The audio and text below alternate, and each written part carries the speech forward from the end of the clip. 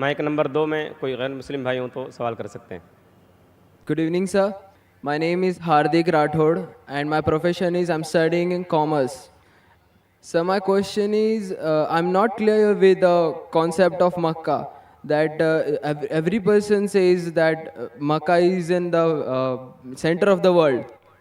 I'm not yet clear with this concept. I keep on asking with my friends that what actually Makkah is, but no one can give me the reliable answer. So please, I want to request you that please can you tell me in pure Hindi or English that what the actual concept of Makkah is? بھائی صاحب کا سوال ہے کہ میں اب تک یہ نہیں جان سکا مکہ کیا ہے. میں یہ نہیں جان سکا کیوں کہتے ہیں کہ مکہ زمین کے سینٹر میں ہے, محور میں ہے. میں یہ نہیں جان سکا کہ مکہ کیا چیز ہے. بھائی صاحب, مکہ جس طریقے سے قرآن مجید میں ذکر آتا ہے سورہ ال عمران میں سورہ نمبر 3 آیت نمبر 96 میں کہ مکہ وہ جگہ ہے جو سب سے پہلے عبادت کے لیے بنائی گئی, سب سے پہلے عبادت کی جگہ بنائی گئی وہ ہے مکہ. اور قرآن مجید میں لکھا ہے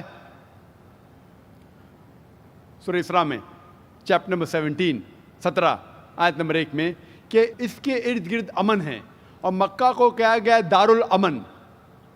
اور جہاں تک کہ سینٹر کا سوال ہے, آپ جب ورلڈ میپ دیکھیں گے, آپ اسکول میں پڑھے ہوں گے ورلڈ میپ آپ کھولیں گے تو آپ دیکھیں گے کہ نارتھ پول اوپر ہے, ساؤتھ پول نیچے ہے, ویسٹ کی طرف ہے امریکہ, ایسٹ کی طرف آپ دیکھیں گے جاپان, سعودی عربیہ جو ہے سینٹر میں, اور مکہ جو ہے, جو سٹی مکہ ہے وہ ڈاٹ آپ دیکھیں گے اوپر اور نیچے بھی سینٹر میں, لیفٹ اینڈ رائٹ میں بھی سینٹر میں.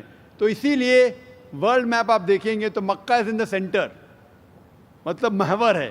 So that is one of the meanings.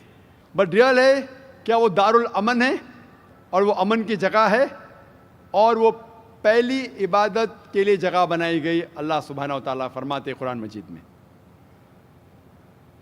I see the people's means like the bhakt of Allah. They pierce their body and their means they do rally out on the road. What is it actually? بھائی صاحب نے سوال کیا کہ ہم دیکھتے ہیں کہ مسلمان لوگ اپنے جسم کو مارتے ہیں اور خون کرتے ہیں, کیا ہے؟ قرآن مجید میں کہا بھی نہیں لکھا ہے کہ مسلمان شوڈ پیئرس their body.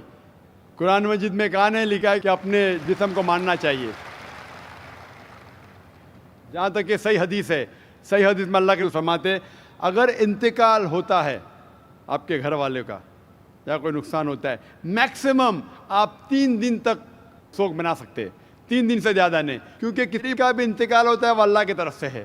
تو انتقال ہونے کے بعد بھی, موت کے بعد بھی اگر آپ کو سوگ منانا ہے, اگر آپ کو یو وانٹ ٹو ویل اینڈ کرائے, میکسیمم 3 days.